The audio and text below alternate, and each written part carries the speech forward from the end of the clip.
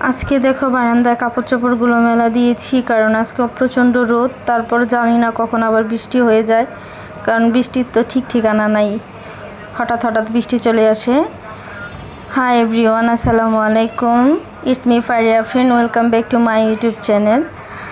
তোমরা সবাই কেমন আছো? আশা করি সবাই ভালো আছো। আলহামদুলিল্লাহ, আমিও খুব ভালো আছি। আর এই দেখো, আমার লেবু গাছটার মধ্যে কিন্তু অনেক ফুল ধরেছে, আর 2-3টা লেবুও হয়েছে, আর অনেক অনেক দেখো অনেক ফুল হয়েছে।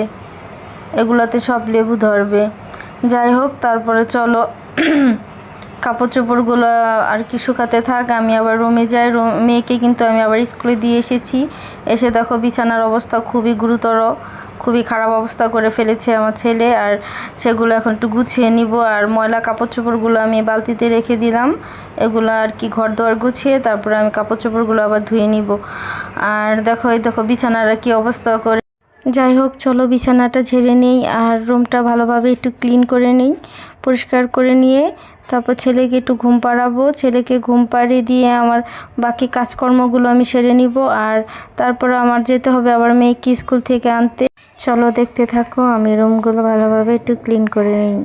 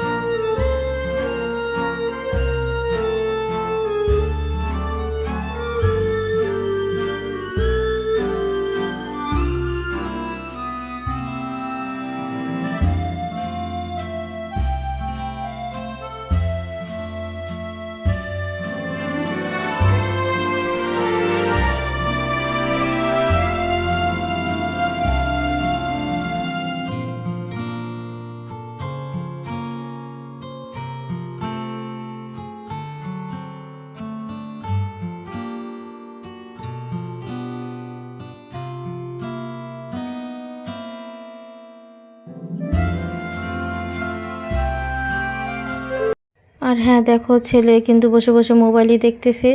তাকে চেষ্টা করলাম ঘুম পাড়ানোর জন্য, সে ঘুম আসবে না এখন।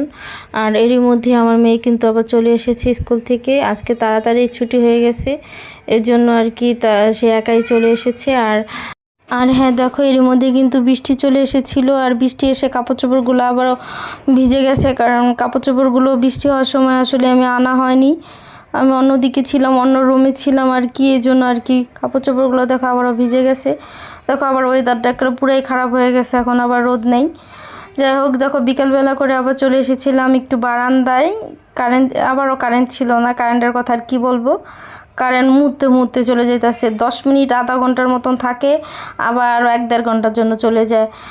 আর এর জন্য থাইটা খুলে একটু বসেছিলাম, আর ছেলে গাড়ি দিয়ে খেলা করতেছিল, আর আমি তার সাথে একটু দুষ্টুমি করতেছিলাম। আর সে গাড়ি নিয়ে খুবই ব্যস্ত ছিল, কারণ সে গাড়ি নিয়ে কিছুক্ষণ গাড়ির উপরে বসতেছে, আবার কিছুক্ষণ নেমে গাড়ি ঠিক করতেছে। আসলে বাচ্চা মানুষ এরকমই করে, আসলে সব বাচ্চারা এরকম। কিছু একটা পেলে তারা হাতে, সেটা জিনিসটা যে পর্যন্ত আর কি নষ্ট না হয় সে পর্যন্ত তার চেষ্টা চালিয়ে যায় যে কীভাবে নষ্ট করা যায়। আসলে ছোটোবেলা আমরা এরকম করতাম, ওদের জিনিসগুলো দেখে আসলে ছোটোবেলার কথা অনেক মনে পড়ে যায়। আসলে সত্যি কথা বলতে কি, আমরা একটা সময় কিন্তু এমনভাবে দিন কাটিয়েছি আসলে বাচ্চাদের মতন। ঠিক আছে, আমরা বড় হয়ে গেছি, এখন হয়তো বা বাচ্চাদের দুষ্টামি ফাজলামি বা তারা অনেক নষ্ট করে জিনিসপত্র, সেগুলো হয়তো বা আমাদের কাছে অনেক বিরক্ত মনে হয়। আসলে বিরক্তটা মনে হওয়াটা ঠিক না, কারণ বাচ্চারাই তো করবে দুষ্টামি ফাজলামি, জিনিসপত্র নষ্ট করা, এগুলো কিন্তু বাচ্চারাই করে আসলে। যাই হোক, চলো দেখো আমার ছেলে দুষ্টুমি করতে থাক। আমি আসলে এখানে বসে বসে একটু বাতাস খাচ্ছি, কারণ প্রচণ্ড গরম, রুমে থাকা যাচ্ছে না। কারেন্ট তো থাকেই না বলতে গেলে, কিছুক্ষণের জন্য দেখা করে চলে যায় আবার। যাই হোক, একটু মজা করলাম। কারেন্টের কথা আর কী বলবো, আসলে কারেন্ট আমাদের এদিকে মনে বেশি যায়, তোমাদের ওদিকে কেমন যায় জানি না, একটু জানিও তো তোমরা কমেন্টস করে।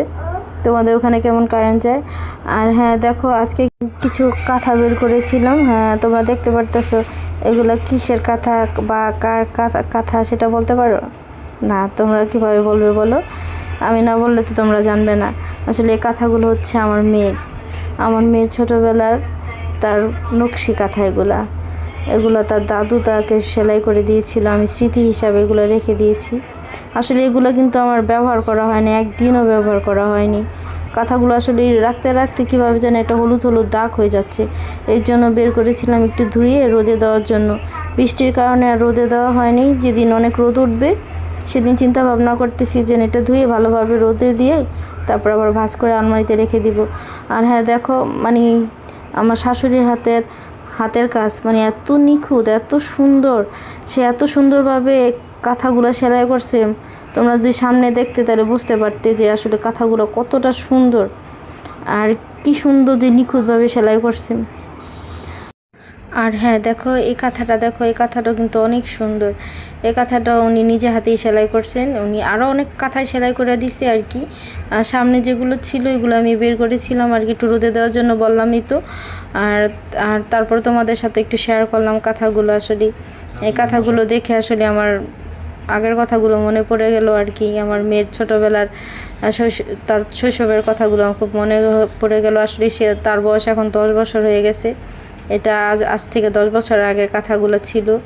আসলে তখন এই কাঁথাগুলো যখন আমার দিয়েছিল আমার শাশুড়ি, আমি দেখে অনেক খুশি হয়েছিলাম কাঁথাগুলো দেখে। আমার কাঁথাগুলো খুবই ভালো লেগেছিলো আর দেখতে এতটা সুন্দর ছিল। আর এই কাঁথাটা দেখো, এই কাঁথাটা এত সুন্দর, অসম্ভব সুন্দর এই কাঁথাটার যেমন হাতের কাজ তেমন ডিজাইন সব কিছুই আনকমন। আর হ্যাঁ দেখো আমার শাশুড়ির হাতে সেলাই গুলো একটা সেলাই মনে করো ছোট বড় না, সব এক মাপে আর এত সুন্দর করে। আর এই ডিজাইনটা কিন্তু করে দিয়েছিল আমার মামি শাশুড়ি, উনি করে দিয়েছিল। আর জারিন যখন আর কি হয় তখন আমি প্রায় 150-র মতো কাঁথা পেয়েছিলাম জারিনের জন্য। আসলে কাঁথা আমার ব্যবহার করা হয়নি, আমি অনেক কাঁথা রেখেও দিয়েছি আর অনেকগুলো দিয়েও দিয়েছি অনেকেরই। কারণ আসলে জারিনের যখন হয় তখন আমি আসলে বেশিরভাগ করে প্যাম্পাসটা ইউজ করানো হতো, তো এই জন্য আর কি কাঁথাটা বেশি ব্যবহার করা হয়নি। আর যেগুলো করাইছি সেগুলো তো নষ্ট হয়ে গেছে আর ফালাই দিছি। আর দেখো আরেকটা জিনিস, দাদু যখন 4 বছর তখন ওর দাদু ওকে অনেক সুন্দর করে কুশি কাটা, তোমরা কি বলো জানি না, কুশি কাটার দেখো নিমা বা ড্রেস যেটাই বলো বাচ্চাদের, খুব সুন্দর ড্রেস। এটা কিন্তু উনি হাতে করে বানাইছে, দেখো হাতে বুনাইছে, এটা খুব সুন্দর করে দেখো সাদার মধ্যে দিয়ে ফুল বানায় কুশি কাটা জারিনের ছোটো ড্রেসগুলো দেখো কিচ্ছু হয়নি।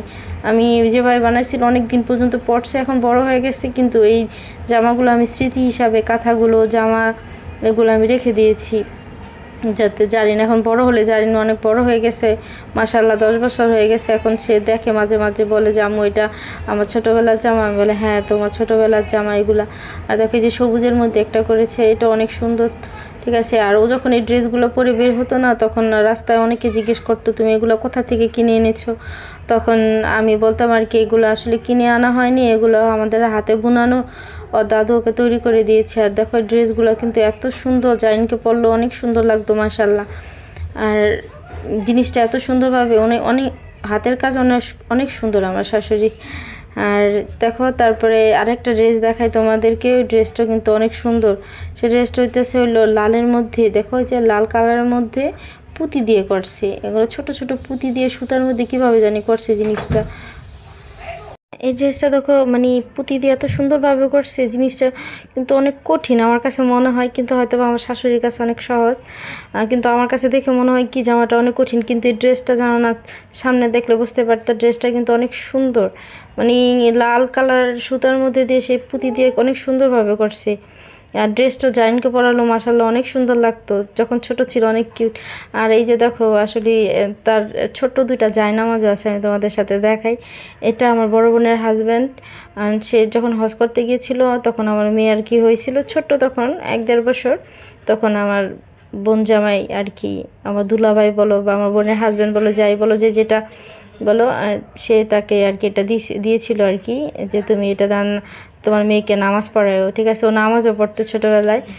আর এটা দেখো এটা আমার দেবর এনে দিয়েছিল। এই ছোট ছোট জায়নামাজগুলো আমার কাছে খুব ভালো লাগে। আমার ছেলে এখন শুক্রবার হলে জায়নামাজ বের করে, টুপি বের করে তারপর নামাজ পড়ে। যাই হোক, আজকে ভিডিওটা এখানেই শেষ করে দিচ্ছি। আমার ভিডিওটা কেমন লাগলো তোমরা অবশ্যই কমেন্টস করে জানিও। আর আমার ভিডিওটা যদি ভালো লেগে থাকে তাহলে অবশ্যই like, comment, share and subscribe.